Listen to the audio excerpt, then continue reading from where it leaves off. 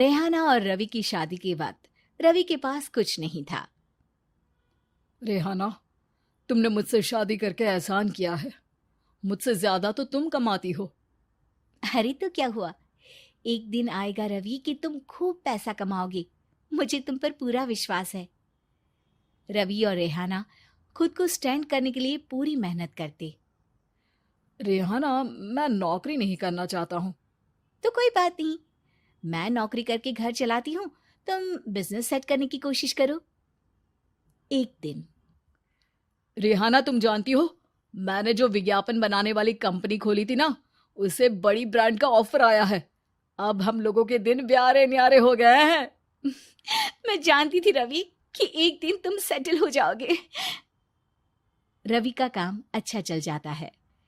एक दिन वो रेहाना से कहता है, रेहाना, अब हम लोगों का बच्चा भी हो गया है। बहुत छोटा है वो। उसका ख्याल कैसे रखेंगे हम? कैसे क्या, मैं गांव से माँ को लेकर आ जाती हूँ। नौकरी से हाफ डे ले लिया करूंगी। अभी तो वो छोटा है, स्कूल जाने तक मैं मैनेज कर लूंगी। देखो रेहाना, मैं अब अच्छा कमा रहा हूँ। तुमको नौकरी करके परेशान होने की कोई जरूरत नहीं है। अरे कैसी बात कर रहे हैं, मैं अपनी लगी लगाई नौकरी कैसे छोड़ दूं? और मैंने तो सुना है हम लोगों को कुछ ही महीनों में सरकारी नौकरी मिल जाएगी। सरकारी नौकरी में कितना कमा लोगी? उतने में तो मैं ड्राइवर रख लूंगा। रेहाना को रवि की बात का थोड़ा बुरा तो लगता है। कम से कम मेरी नौकरी की इतनी बेइज्जती मत करो। भूल गए, इसी नौकरी के बदौलत तुमने अपना बिजनेस खड़ा किया है। अरे वो तो मैं किसी के भरोसे भी कर लेता। देखो, अपने बच्चे को संभालो, घर का काम करो। अब बाहर जाती तुम अच्छी नहीं लगती हो। रेहाना रवि के कहने पर नौकरी तो छोड़ देती है, लेकिन अब बड़े से घर में उसकी कीमत किसी नौकर से कम नहीं होती।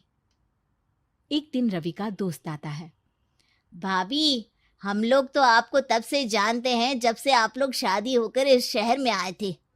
आपकी बदौलत ही सारा बिजनेस खड़ा हुआ है। ये किस्मत तो आप ही की है भाभी। हाँ हाँ भाई, हमारी मेहनत तो कुछ है ही नहीं। अरे होगी, लेकिन भाभी की किस्मत के आगे कुछ नहीं। दोस्त वहां से चला जाता है, लेकिन रवि का गुस्सा सातवें आसमान में होता है। देखा कैसे बोल रहा था? अरे बिल्कुल अच्छा आदमी नहीं है ये। कैसी बात कर रहे हैं आप?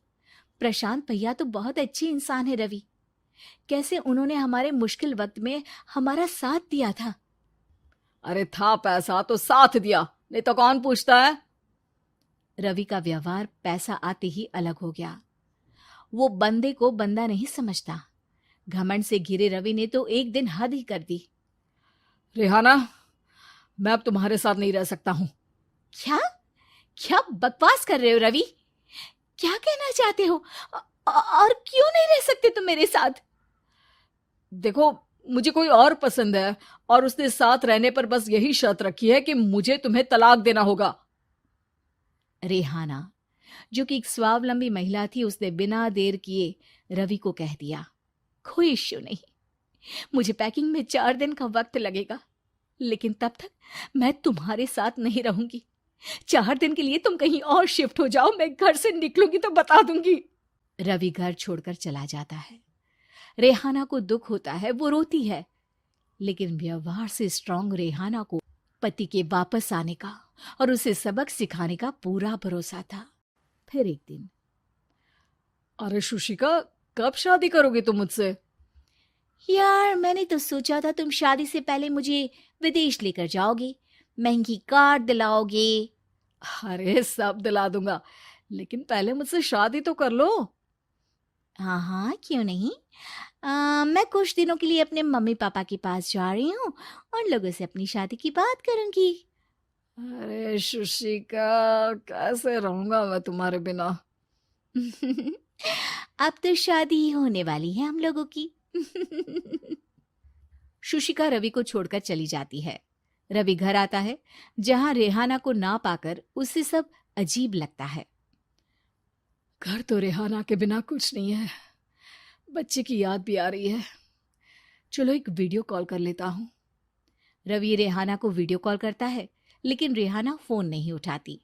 रात को सोते वक्त मन कर रहा है मुन्ने को गले लगा लूं। चलो कोई ना, शुशिका से शादी के बाद मेरे और भी बच्चे होंगे।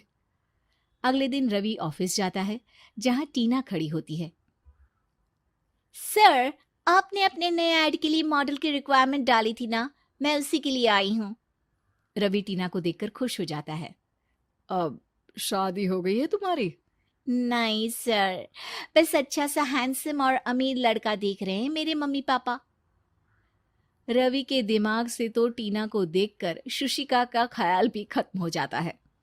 अरे यार, ये लड़की मिल जाए कितनी सुंदर है। शुशिका तो इसके आगे कुछ नहीं है। आ, अब क्या तुम्हें ऐसा नहीं लगता कि मुझसे मिलकर तुम्हारी ये खोज खत्म हो गई है? आप तो 2 बच्चों की पापा लग रहे हैं। अरे नहीं नहीं, मेरी शादी तो हुई थी, लेकिन बीवी को किसी और से प्यार था, मुझे छोड़कर चली गई। खैर, टीना की दोस्ती रवि से हो जाती है, लेकिन 1 महीने बाद शुशिका रवि के पास वापस आती है। मेरे मम्मी पापा तुमसे मिलना चाहते हैं, लेकिन उन लोगों को ये मत बताना कि तुम पहले से शादीशुदा हो, और हाँ, शादी से पहले अपनी सारी प्रॉपर्टी तुमको मेरे नाम करनी होगी। अरे पागल, अब मैं तुमसे शादी ही नहीं करना चाहता। भला ऐसी लालची औरत से कौन शादी करेगा? तभी वहां टीना आ जाती है। रवि, ये पागल सी औरत कौन है? देखो, तुमने ही कह दिया ना पागल, तो पागल ही है। पता नहीं कौन है, कह रही है शादी कर लो, लेकिन शादी से पहले अपनी सारी प्रॉपर्टी मेरे नाम कर दो। बोल तो सही रही है। वैसे तुम जानती हो, मेरी एक सहेली है, उसके पति ने उसे पैसा आते ही छोड़ दिया, जबकि उसको खड़ा करने वाली ही मेरी सहेली थी। और मुझे भी भरोसा नहीं है। अगर मैं भी तुमसे शादी करूंगी तो तभी जब तुम मेरे नाम अपनी सारी प्रॉपर्टी कर दोगे। अरे हाँ हाँ, क्यों नहीं, बिल्कुल कर दूंगा। रवि और टीना की शादी की तारीख तय हो जाती है। वो अपनी सारी प्रॉपर्टी के कागज लेकर शादी वाली जगह पर पहुंचता है, लेकिन वहां टीना आती नहीं। रवि टीना को मैसेज करता है। कहाँ हो? सॉरी, मैं तुमसे शादी नहीं कर सकती, मुझे तुमसे भी ज्यादा पैसे वाला मिल गया। रवि को गुस्सा आ जाता है। वो गुस्से से सारा डेकोरेशन तोड़ रहा होता है कि वहां रेहाना आ जाती है। सर, क्या हो गया? क्या डेकोरेशन पसंद नहीं आई आपको? अ, तुम यहाँ क्या कर रही हो? मैं यहाँ की डेकोरेटर हूँ। क्या आपको पसंद नहीं आई यहाँ की सजावट? रवि दौड़कर रेहाना के गले लग जाता है। मुझे माफ कर दो रेहाना। रवि रेहाना के गले लग जाता है और रेहाना टीना को थैंक्स का मैसेज करती है।